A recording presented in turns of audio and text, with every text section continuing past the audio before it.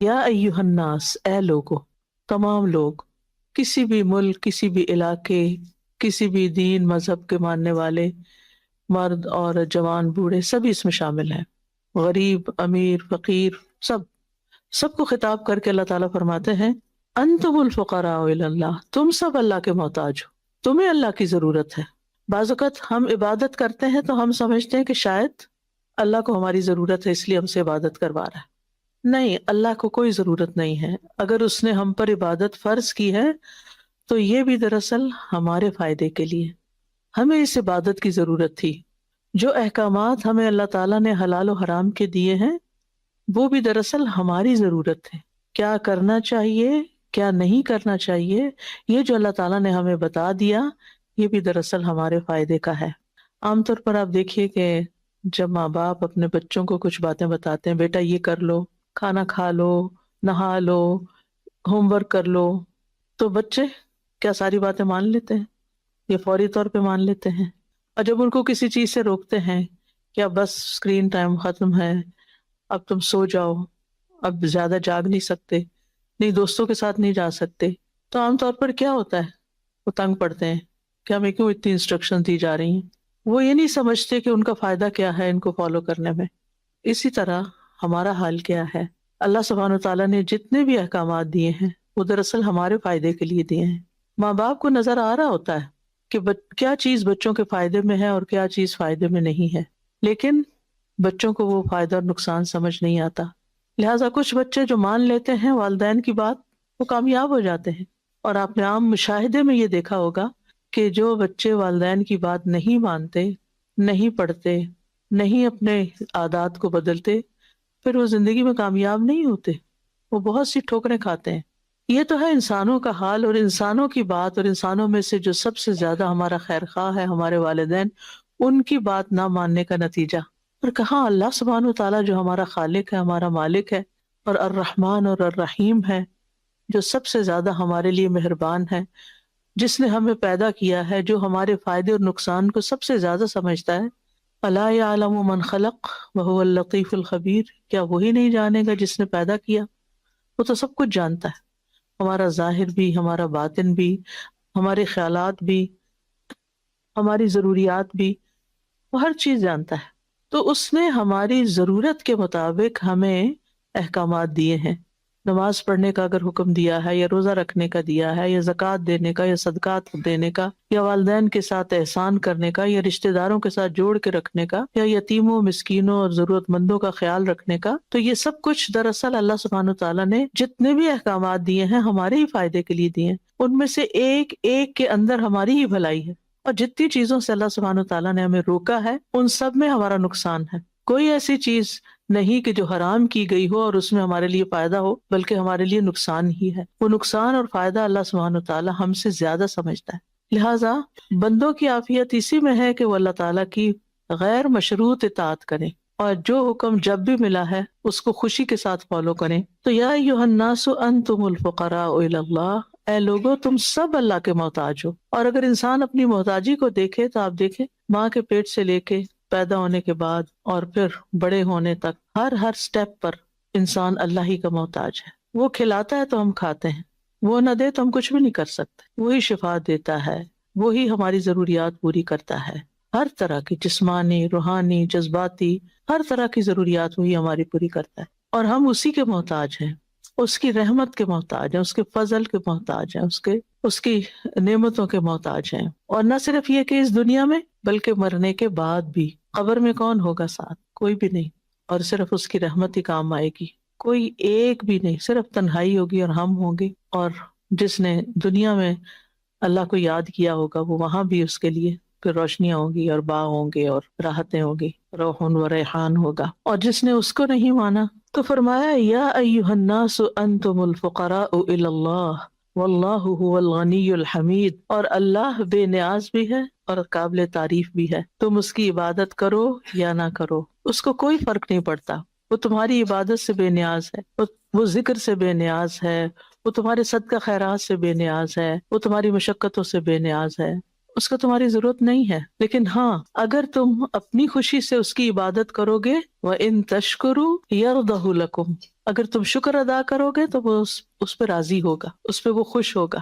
تو اس لیے کتنا ضروری ہے کہ ہم اپنی حیثیت کو اور اللہ پاک کے مقام اور مرتبے کو سمجھیں اور جانیں کہ ہم کیا ہیں اور ہمارا رب کون ہے۔ لیکن جب ہم یہ چیز سمجھتے نہیں، اپنے آپ کو نہیں سمجھتے اور اپنے رب کو نہیں جانتے، اپنے رب کی معرفت حاصل نہیں کرتے، تو پھر ہمیں اس دنیا میں اس دین کا اور اللہ تعالیٰ کے احکامات کا کوئی مقصد سمجھ نہیں آتا۔ پھر ہم بھی بچوں والا سلوک کرتے ہیں، جو چیز ہماری مرضی کی ہوتی ہے وہ کر لیتے ہیں، جو چیز مرضی کی نہیں ہوتی وہ نہیں کرتے، اور یہ بھول جاتے ہیں کہ اگر ہم نے اسی طرح زندگی بسر کی تو کل جب ہمارا نامہ اعمال تولا جائے گا، ہماری نیکیاں اور بدیاں آمنے سامنے لائی جائیں گی، اور اگر ہماری غلطیاں زیادہ نکل آئیں تو پھر سزا بھی ملے گی۔ اس چیز کو ہم بھول جاتے ہیں۔ تو اس لیے بہت ضروری ہے کہ انسان اللہ سبحانہ و تعالیٰ کی پہچان کرے۔ اللہ سبحانہ و تعالیٰ کی پہچان قرآن مجید کے ذریعے ہوتی ہے، اللہ تعالیٰ کی پہچان اس کے اچھے اچھے ناموں کے ذریعے ہوتی ہے۔ اس لیے ہم میں سے ہر ایک پر لازم ہے کہ ہم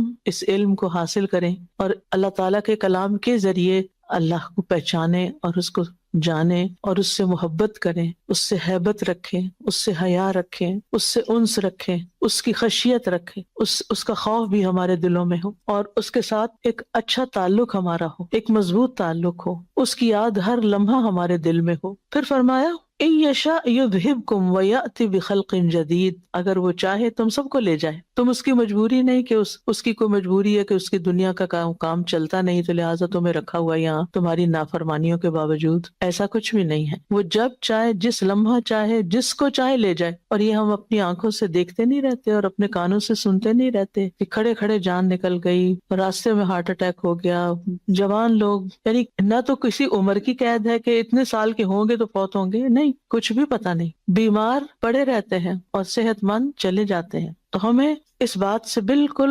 اس بات کو اچھی طرح سمجھ لینا چاہیے کہ ہم اللہ تعالیٰ کی مجبوری نہیں ہے، وہ جب چاہے لے جا سکتا ہے۔ ان یشاء یذہبکم، جب چاہے تمہیں لے جائے، ویأتی بخلق جدید، اور نئی مخلوق پیدا کر دے، اور نئی مخلوق میں نئے انسان بھی ہو سکتے ہیں اور کوئی اور نئی مخلوق بھی ہو سکتی ہے۔ اللہ نے جنات بھی پیدا کیے ہیں، فرشتے بھی پیدا کیے ہیں، انسان بھی پیدا کیے ہیں، حیوان بھی پیدا کیے ہیں، سمندر میں، خشکی میں، ہواؤں میں، فضاؤں میں اور پلانٹس پہ اللہ نے جس کو چاہا ہے پیدا کیا، اور جنت میں تو پھر اور بھی غلمان بھی اور حوریں بھی اور مخلوقات بھی ہیں۔ تو اللہ دنیا میں بھی کسی اور مخلوق کو پیدا کر سکتا ہے۔ ہم سے پہلے یہاں پر جنات تھے اس زمین پر، اس پلانٹ پر، لیکن جب انہوں نے اللہ تعالیٰ کی نافرمانی کی تو پھر اللہ سبحانہ وتعالیٰ ان کو لے گیا اور ہمیں پیدا کیا، اور اسی لیے ہمیں خلیفہ کہا گیا۔ خلیف کہتے ہیں پیچھے آنے والے کو، اور اگر اب ہم نہیں کچھ کریں گے تو جانا تو ہے ہی، وہ لے جائے گا۔ اور آپ دیکھیں کہ ہر 100 سال کے بعد اس زمین کے اوپر بالکل ایک نئی جنریشن آ چکی ہوتی ہے اور پچھلی ساری وائپ آؤٹ ہو چکی ہوتی ہے۔ کوئی کہیں نشان نظر آتا ہے کہ جس کو اللہ تعالیٰ لمبی عمر دے دے، ورنہ ہر چیز تبدیل ہو کر رہ جاتی۔ میں کسی بھی آبادی میں جب جاتی ہوں تو کبھی کبھی میں سوچتی ہوں کہ 100 سال پہلے یہاں کون رہتا ہوگا، اور وہ کیسے رہتے ہوں گے، اور وہ کیا کرتے ہوں گے، اور ان کے بھی اسی طرح خوشیاں اور غم ہوں گے، اور ان کی بھی امیدیں ہوں گی، اور انہوں نے بھی دنیا کو آباد کیا اور بسایا اور رکھا، اور پھر آج وہ کہیں ان کا نام و نشان تک نہیں، قبروں کے نشان تک مٹ جاتے ہیں۔ انسان تو انسان ہے۔ کبھی کسی گھر میں جاتے ہیں نا تو لوگوں نے اپنے باپ دادا کے دادا کی بھی تصویریں لگا رکھی ہوتی ہیں۔ میں سوچتی ہوں کہ یہ کہاں پڑے ہیں اس وقت، اور اس جنریشن تک ہو سکتا ہے کوئی یاد رکھے، اس سے آگے تو ان کا کوئی تعلق نہیں۔ وہ پنجابی کا ایک محاورہ نا، پڑھ پیا تے ساگ گیا، اس کا مطلب یہ ہے کہ پردادا بنے تو وہ رشتہ ہی ختم ہو جاتا ہے۔ تو اور آج کی جنریشن تو دادا کیا باپ کو بھی نہیں سمجھتی، کچھ تو انہوں نے پردادوں کو کہاں یاد رکھنا ہے۔ تو اپنے لیے خود کچھ کرنا ہے تو کر لیں،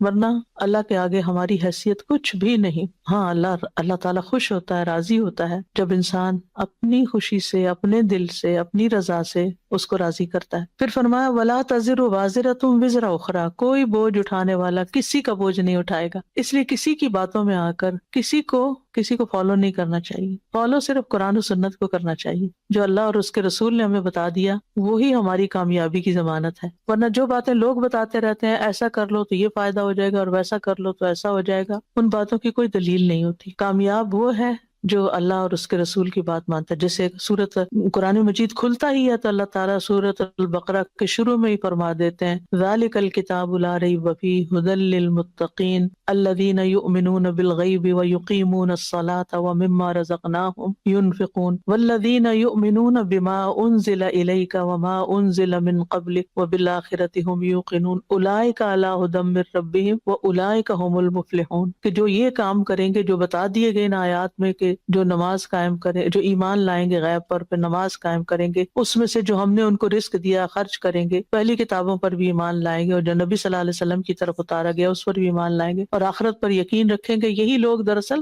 ہدایت پر ہیں اور یہی کامیاب ہونے والے ہیں. تو کامیابی کا معیار تو اللہ تعالیٰ نے ہمیں بتا دیا کہ کامیاب کون ہے، اور اگر ہم اس کرائیٹیریا پہ پورا نہیں اترتے تو پھر کل اللہ سبحانہ وتعالیٰ کے سامنے کوئی ہمارے برے اعمال کا ذمہ دار نہیں ہوگا. کیونکہ دنیا میں تو ہم کہتے رہتے ہیں نا کہ ہمارے گھر میں کوئی نماز ہی نہیں پڑھتا اس لیے میرا بھی دل نہیں چاہتا، ہمارے گھر میں ایسا نہیں ہوتا تو اس لیے ماحول ہی بڑا مشکل ہے، ہم نہیں یہ کر سکتے. نہیں، چاہے ساری دنیا کسی رخ پہ چلے جا، آپ نے اللہ ہی کی طرف اپنا رخ کرنا ہے. ابراہیم علیہ السلام نے کیا کیا تھا؟ کیا ان کے والد دین پر تھے؟ کیا ان کی سوسائٹی دین پر تھی؟ انہوں نے تو الٹا ان کے لیے آگ کا الاؤ تیار کر لیا تھا، لیکن کیا وہ اس کے آگے ڈر گئے؟ نہیں، انہوں نے کیا کیا؟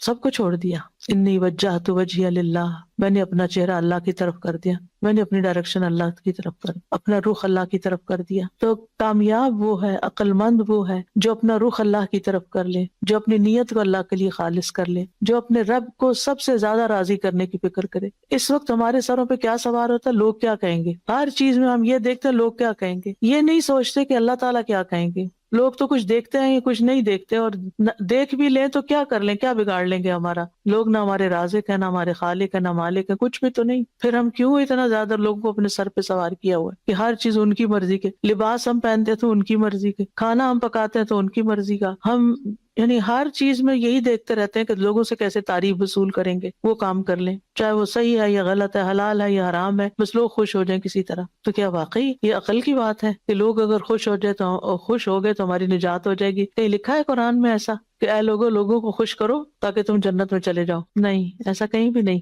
کامیابی کا معیار تو اللہ سبحانہ وتعالیٰ کو راضی کرنے میں ہے. آج آپ دیکھیں کہ ہم برانڈز کے بغیر بھی کپڑے پہن سکتے ہیں، لیکن ہم ایکسٹرا منی صرف برانڈز کے اوپر خرچ کرتے ہیں، چاہے وہ لباس ہو چاہے وہ دیگر پروڈکٹس ہوں. حالانکہ اور پھر ہم کہتے ہیں مہنگائی بہت ہو گئی ہے، پھر ہم کہتے ہیں کہ صدقے کے لیے پیسے نہیں، کسی اچھی کاز کے لیے ہمارے پاس پیسے نہیں ہوتے، اور ان چیزوں کی ہمیں ضرورت بھی نہیں ہوتی. صرف ہم دیکھا دیکھی کر رہے ہوتے ہیں کہ لوگ کر رہے ہیں تو ہم بھی کر لیں، اور یہ نہیں سوچتے کہ ان چیزوں پر اتنا اسپینڈ کرنے کی بجائے کیوں نہ اپنے آخرت کے بینک میں جمع کروائیں اور اچھے اچھے کاموں میں خرچ کر جائیں. اس طرف ہمارا دھیان کم جاتا ہے. تو قیامت کے دن کوئی شخص کسی کا بوجھ نہیں اٹھائے گا. وَإِن تَدْعُ مُثْقَلَةٌ إِلَىٰ حِمْلِهَا، اور اگر بوجھ سے لدا ہوا کوئی شخص وہ بوجھ اٹھانے کے لیے بلائے گا کسی کو کہ آؤ میری بہن، میرے بھائی، میرے ماں باپ آئیں اور وہ ذرا میرے گناہ اٹھا لیں، تھوڑے تھوڑے سب کو بانٹ دوں تو ان کا تو نقصان نہیں ہوگا اور میری نجات ہو جائے گی. ایسا کچھ بھی نہیں ہونے والا. ہر شخص کو اپنا بوجھ خود ہی اٹھانا ہوگا. فرمایا لا يحمل منه شيء ولو كان ذا قربى، وہ کچھ بھی اس سے نہیں اٹھا سکیں گے چاہے قریبی رشتہ داری کیوں نہ ہو، آپ سے محبت کرنے والے کیوں نہ ہو. دنیا میں ہر آپ کی خوشی غم میں آپ کے لیے حاضر ہونے والے وہاں کچھ بھی نہیں کر سکیں گے، بالکل بے بس ہوں گے. پھر اللہ تعالیٰ مزید فرماتے ہیں وَمَن تَزَكَّى فَإِنَّمَا يَتَزَكَّى لِنَفْسِهِ، جس نے پاکیزگی اختیار کی وہ اپنی ذات کے لیے کرے گا. اور یہ بالکل سمپل سی سمجھنے والی بات ہے. جب ہم نہاتے ہیں مثلا، یہاں پاکیزگی سے مراد تزکیہ نفس ہے، لیکن میں مثال اس کو دے رہی ہوں ظاہری پاکیزگی سے. جب ہم نہاتے ہیں تو کون فریش ہوتا ہے، کس کو فائدہ ہوتا ہے؟ وہ ساتھ والے کو تو نہیں ہوتا، ہم ہی کو ہوتا ہے نا. تو اسی طرح جب ہم اپنے اندر کا تزکیہ کرتے ہیں، اپنے اندر کو صاف کرتے ہیں شرک سے، بغض سے، بری نیتوں سے، بد اخلاقیوں سے، ان چیزوں سے، گرجز سے، تو اپنے لیے کرتے ہیں. کیونکہ قد افلح من زکاہا، تو اللہ تعالیٰ تو کامیابی کا معیار بتا رہے ہیں کہ قد افلح من زکاہا وقد خاب من دساہا. کامیاب وہ ہوا جس نے اس کو صاف کر لیا. اور دلوں کو صاف کرنا سب سے مشکل کام. ہم اوپر سے اپنی صفائی ساری کر لیتے ہیں، اپنے دانت صاف کر لیتے ہیں، اپنا کان صاف کر لیتے ہیں، اپنے بال صاف کر لیتے ہیں، کپڑے صاف کر لیتے ہیں، گھر صاف کر لیتے ہیں، ساری چیزوں کو ہم خوب چمکاتے رہتے ہیں، لیکن دلوں میں وہی میل اور بغض بھرا رہتا ہے. اس کو صاف کرنا سب سے مشکل کام ہے جس پر ہماری نجات کا نثار ہے. اور جو ایسا کرے گا اپنے فائدے کے لیے کرے گا. یعنی جب ہم اپنے دل صاف کر لیتے ہیں، لوگوں کو معاف کر دیتے ہیں، تو بوجھ کس کا ہٹتا ہے؟ خوشی کس کو ملتی ہے؟ اطمینان قلب کس کو نصیب ہوتا ہے؟ خود ہی کو. تو اس لیے طریقے سیکھنے چاہیے کہ کس طرح ہم اپنا تزکیہ کریں، کس طرح اپنے دلوں کو ہلکا کریں، کس طرح ہم اپنے بوجھ اتار پھینکیں۔ وَإِلَى اللَّهِ الْمَصِيرُ، اور اللہ ہی کی طرف واپسی ہے۔ وَمَا يَسْتَوِي الْأَعْمَى وَالْبَصِيرُ، نابینا اور بینا، اندھا اور دیکھنے والا برابر نہیں ہوتے۔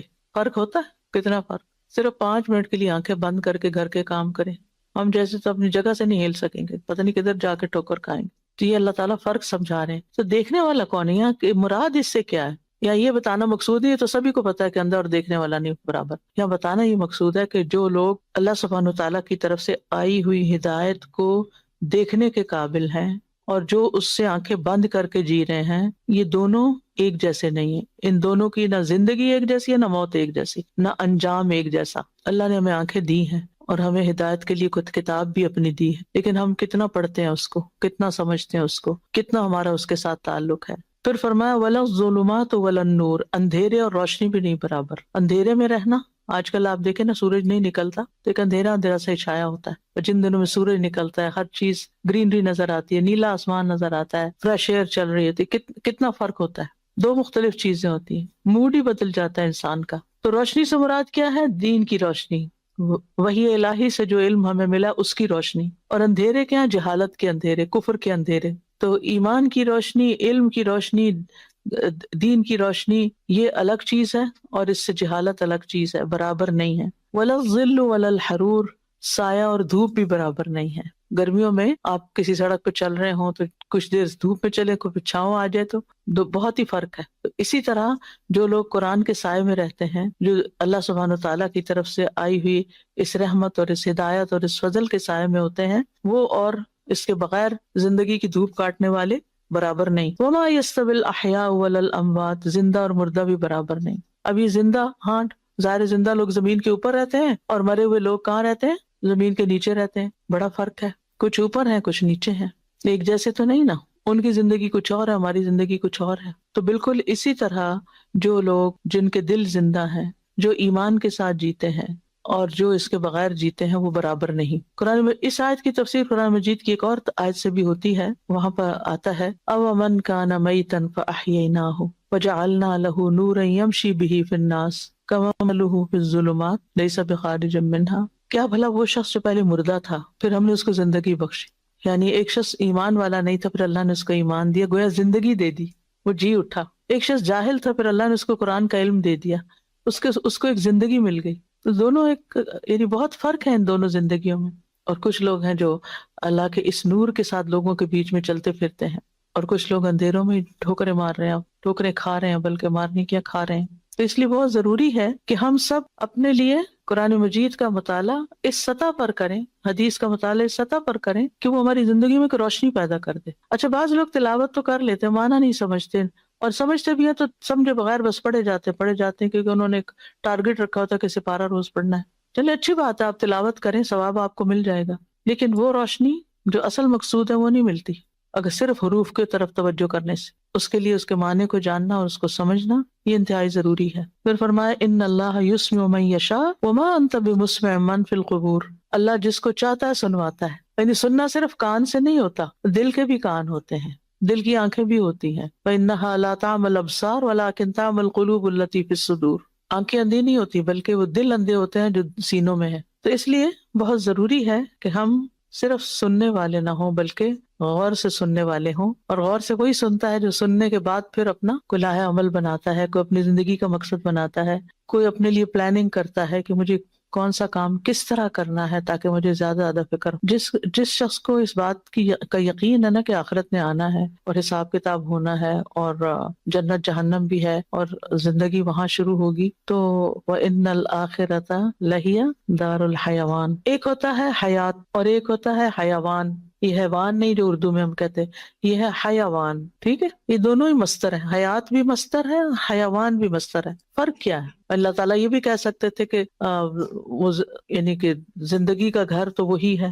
حیوان جو ہوتا ہے یہ فعلان کے وزن پر، تھوڑا سا عربی گرامر ہے لیکن آپ دلچسپی کی بات ہے تو آپ کو اچھی سمجھ آ جائے گی بات کہ فرق کیا ہے دنیا اور آخرت کا۔ حیوان جو ہوتا ہے وہ فعلان کے وزن پر، فعلان نہیں فعلان زبر کے ساتھ۔ عربی کا قاعدہ یہ ہے کہ جس صیغے میں حرکت ہوگی فعلان، اس وہ جس چیز کو ریپرزینٹ کر رہا ہے اس میں بھی حرکت ہوگی. یعنی آخرت جو ہے وَإِنَّ الْآخِرَةَ لَهِيَ الْحَيَوَانُ، کہ آخرت ہی اصل میں زندگی ہے، کہ اس میں ہے حرکت. دنیا اس کے مقابلے میں ڈیڈ ہے. یہاں پر نہ وہ انجوائمنٹ ہے نہ وہ ایکسائٹمنٹ ہے. یہاں آپ کو ایک چیز ملنے کی خواہش ہوتی ہے، چلو نہیں ملی تو الگ پریشانی، مل گئی تو الگ پریشانی، اور آپ اس کے ساتھ مزید بوجھل ہی ہو جاتے ہیں. جتنی چیزیں زیادہ، جتنی نعمتیں زیادہ، اتنا بوجھ زیادہ پڑ جاتا ہے. لیکن آخرت کی جو جنت کی زندگی ہے وہ حیوان ہے. اس میں ہر روز ایک نئی حرکت، ایک نئی ایکسائٹمنٹ، ایک نیا فیز، ایک نئی چیز، یعنی کہ ایک لائف ہے وہاں. حیوان حرکت سے نا، یعنی کہ جہاں حرکت ہوتی ہے وہاں لائف ہوتی ہے. تو آخرت کی زندگی ہی اصل میں حرکت والی زندگی ہے. وہاں اصل میں یعنی خوشیاں اصل میں وہاں ہے. اور زندگی کیا ہوتی ہے؟ زندگی وہ نہیں ہوتی کہ انسان چل پھر رہا ہے مردوں کی طرح. زندگی ہوتی ہے جو دل حرکت میں ہوتا ہے انسان. جب دل مر جاتا ہے تو انسان مر جاتا ہے. کچھ لوگ جیتے جی جن کا دل مرا ہوا ہوتا ہے نا، وہ کسی چیز میں انٹرسٹ نہیں لیتے، تو وہاں دل بھی زندہ ہوگا، انسان بھی زندہ. انسان کو ایسی زندگی ملے گی جسے کبھی بھی ختم نہیں ہونا. وہاں ایسے جسم ہوں گے جو کبھی فنا نہیں ہوں گے. وہاں ایسی جوانی ہوگی جو کبھی بڑھاپے میں نہیں بدلے گی. وہاں ایسی صحت ہوگی کہ جس میں کبھی کوئی بیماری نہیں آئے گی.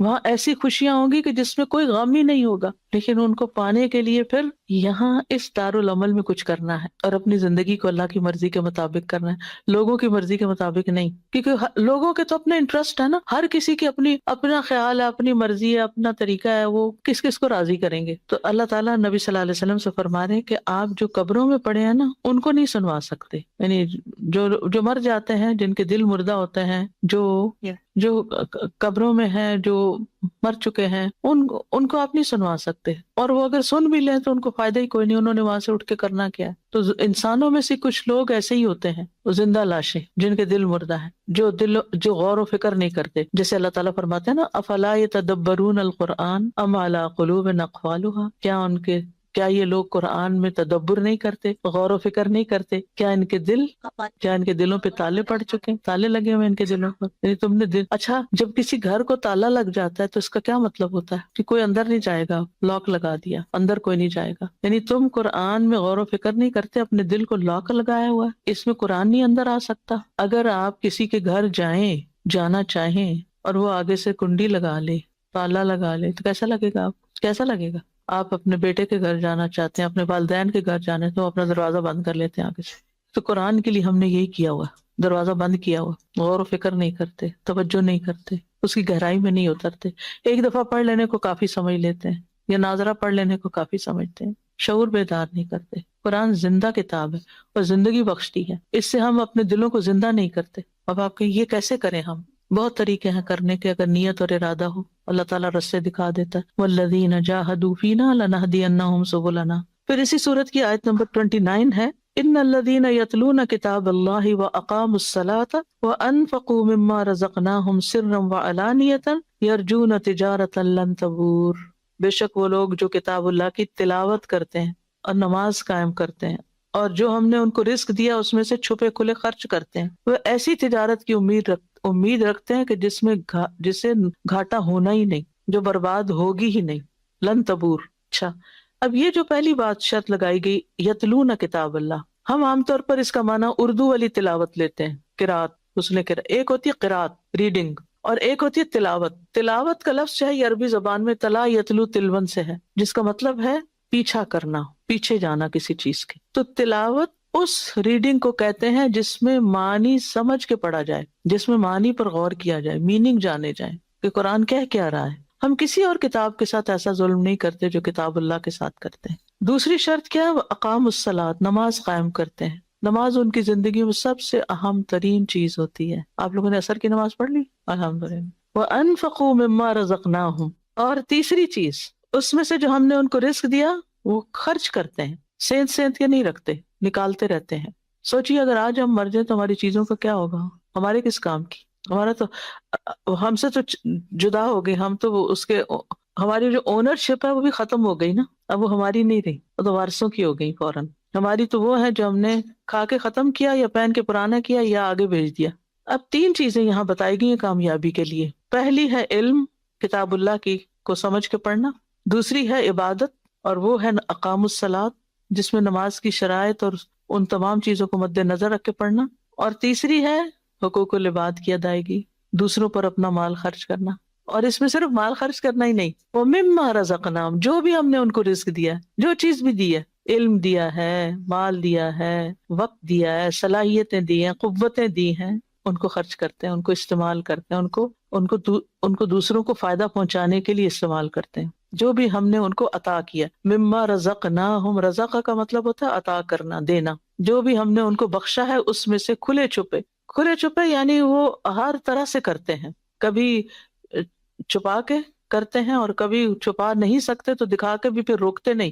کچھ لوگ کہتے ہیں نا وہ اچھا اگر ہم نے دکھا کے دی یعنی سامنے کوئی نیکی کی تو ہماری نیت خراب ہو جائے گی تو بہتر نہیں کرتے، نہیں، جو بھی موقع جیسا بھی موقع وہ کام اپنا نیکی کا کرتے چلے جاتے۔ فرمایا یہ کس لیے؟ لیوفیہم اجورہم ویزیدہم من فضلہ، تاکہ ان کے اجر، اللہ تعالیٰ ان ساری چیزوں کو مزدوری قرار دیتے ہیں جن کی اجرت ملے گی جا کے، تاکہ ان کو ان کے اجر پورے دے، ویزیدہم من فضلہ، اور انہیں اپنے فضل سے زیادہ بھی دے۔ یعنی اس سے پتہ چلتا ہے کہ اللہ تعالیٰ قیامت کے دن لوگوں کو صرف ان کے اعمال کا بدلہ ہی نہیں دے گا بلکہ جنہوں نے اچھا کیا ان سے خوش ہو کر راضی ہو کر زیادہ بھی دے گا۔ یزیدہم من فضلی، یزیدہم من فضلی، اس میں اضافہ بھی کرے گا، اور کتنا، یعنی ایک ذرے کو بھی اللہ تعالیٰ کتنا آنر بخشے گا۔ آتا ہے نا وَإِن تَكُ حَسَنَةً، اس سے پہلے ذرے کی بات آتی، وَإِن تَكُ حَسَنَةً يُضَاعِفْهَا وَيُؤْتِ مِن لَّدُنْهُ أَجْرًا عَظِيمًا۔ یہ سورۃ النساء کی آیت ہے، پہلا حصہ میرے ذہن سے نکل گیا۔ یہ آیت مجھے بہت ہی میرے دل کو لگتی ہے کہ اللہ اتنا قدردان ہے۔ ہمیں نا شیطان یقین نہیں آنے دیتا کہ اللہ تعالیٰ قدردان ہے، کہ ہم جو نیکی کرتے ہیں اس پر کچھ ملے گا، ہمیں ہر وقت اس شک میں رکھتا ہے پتہ نہیں کوئی فائدہ ہو رہا ہے کہ نہیں، تم کیوں اپنے آپ کو اتنا کھپا رہی ہو،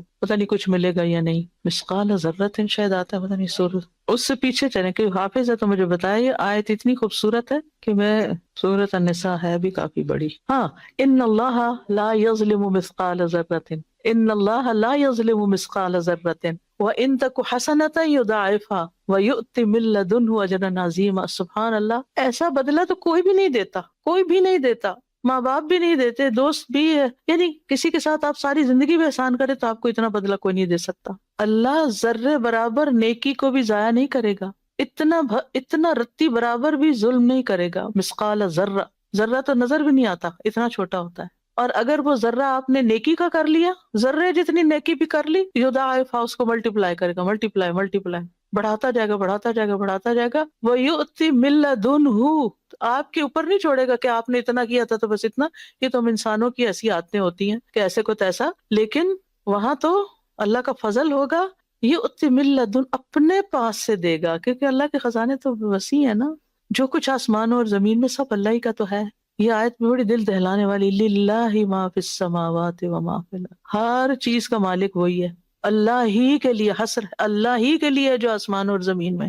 جب کوئی ایک کھجور بھی خرچ کرتا ہے نا پاکیزہ مال میں سے اور خوش دلی کے ساتھ، تو اللہ تعالیٰ اس کو اپنے دائیں ہاتھ سے قبول کرتا ہے اور اس کو اس طرح پالتا ہے جیسے تم میں سے کوئی اپنے پچھیرے کو پالتا، حتیٰ کہ ایک لقمہ جو ہے وہ جبل احد کے برابر ہو جاتا ہے، اتنا بڑا اجر ملتا ہے، جتنا اخلاص اتنا بڑا اجر۔ تو اللہ سے تجارت کرنے والے تو کبھی ناکام رہ ہی نہیں سکتے، جو پیچھے ہم نے پڑھا، یہ اللہ سے کی ہوئی تجارت ہے نا۔ تجارت میں کیا ہوتا ہے، ایک چیز دی جاتی ہے، اس کے بدلے میں دوسری لی جاتی ہے، ایکسچینج ہوتا ہے نا۔ آپ دکاندار کو پیسے دیتے ہیں، وہ آپ کو چیز دیتا ہے، آپ جتنے پیسے دیتے ہیں اتنی ہی ملتی ہے، اس سے زیادہ نہیں ملتی، وہ بعض کا توڑ کے آدھی رکھ لیتے ہیں کہ آپ کا وزن پورا ہو چکا ہے، لیکن اللہ تعالیٰ کے یہاں ایسا نہیں ہے۔ یؤتی من لدنہ اجرا عظیما، عظیم، اور اللہ کا عظیم تو ہمارے عظیم سے بہت بڑا ہے۔ انہ غفور شکور، بے شک وہ بڑا ہی بخشش فرمانے والا ہے اور بڑا ہی قدردان ہے۔ پھر اس کی آیت نمبر 32 سورت کی بڑی زبردست ہے، ثم اورثنا الکتاب الذین اصطفینا من عبادنا، پھر ہم نے اس کتاب کا وارث بنا دیا اپنے بندوں میں سے ان کو جن کو ہم نے چن لیا، فمنہم ظالم لنفسہ ومنہم مقتصد ومنہم سابق بالخیرات باذن اللہ۔ ان بندوں میں سے، چنے ہوئے بندوں میں سے کون ہیں؟ 3 طرح کے لوگ، کچھ اپنی جانوں پہ ظلم کرنے والے، کچھ درمیانی چال چلنے والے، اور کچھ نیکیوں میں دوڑ لگانے والے ہیں اللہ کے اذن سے۔ ذالک هو الفضل الکبیر، یہ ہے بہت بڑا فضل۔ جنات عدن یدخلونہا، عدن کے باغ جن میں وہ داخل ہوں گے، یحلون فیہا من اساور من ذہب ولؤلؤا، وہاں وہ سونے اور موتیوں کے کنگن پہنائے جائیں گے، ولباسہم فیہا حریر، اور اس میں ان کا لباس حریر کا ہوگا، ریشم کا، سلک کا ہوگا۔ وقالوا الحمد للہ الذی اذهب عنا الحزن، اور وہاں وہ کہیں گے شکر ہے، سب تعریف اس اللہ کی ہے جس نے ہم سے یہ غم دور کر دیا، جو ہمیں اپنی آخرت کے بارے میں غم لگا ہوا تھا کہ ہمارا انجام کیا ہوتا ہے، آج وہ ہمارا غم دور ہو گیا۔ ان ربنا لغفور شکور، پہلے اللہ تعالیٰ نے خود فرمایا کہ غفور شکور ہے، اب بندے اس کا اقرار کریں گے کہ واقعی ہمارا رب بڑا غفور اور شکور ہے۔ الذی احلنا دار المقامۃ من فضلہ، جس نے ہمیں ہمیشگی کے گھر میں اپنے فضل سے لا ٹھہرایا۔ لا یمسنا فیہا نصب ولا یمسنا فیہا لغوب، یہاں نہ ہمارے لیے کوئی تھکاوٹ ہے اور نہ ہمیں یہاں کوئی بوریت ہے، کوئی اکتاہٹ بھی نہیں ہے۔ دنیا میں تو اچھے سے اچھی چیز مل جاتی ہے پھر ہم اکتا جاتے ہیں، بس روز یہی روز یہی۔ لیکن یہ فضل کس پر ہوگا؟ اس میں مختلف تفاسیر کی گئی ہیں، ان میں سے ایک تفسیر یہ ہے کہ کچھ لوگ ظالم ہیں۔ ظالم وہ ہوتا ہے جو حق نہ دے، اپنے اوپر بھی ظلم کر رہا ہے اور اللہ کا حق بھی نہیں دے رہا، یعنی جو اللہ نے کرنے کو کہا وہ نہیں کر رہا۔ کچھ ایسے ہیں بس کچھ کر لیا کچھ نہیں کیا، وہ درمیانی چال چل رہے ہیں۔ لیکن کچھ جو ہیں وہ نیکیوں میں آگے بڑھنے والے ہیں، وہ سوچتے نہیں رہ جاتے بلکہ آگے بڑھ کے کر لیتے ہیں، جو موقع ملے بس کر لیا۔ تو سابقم بالخیرات، ہم سب کو اپنے اوپر غور کرنا چاہیے کہ جب کوئی نیکی کا موقع آتا ہے تو ہمارا طرز عمل کیا ہوتا ہے۔ ہم فوراً آگے بڑھتے ہیں یا سوچتے رہتے ہیں یا پھر رہ ہی جاتے ہیں پیچھے؟ ہم کہاں کھڑے ہوتے ہیں؟ آج دنیا میں نیکیوں کے معاملے میں ہم جو کریں گے نا، کل وہی سامنے آنے والا ہے۔ تو اللہ سبحانہ تعالیٰ سے دعا ہے کہ اللہ ہمیں عمل کی توفیق عطا فرمائے۔ وآخر دعوانا ان الحمد للہ رب العالمین۔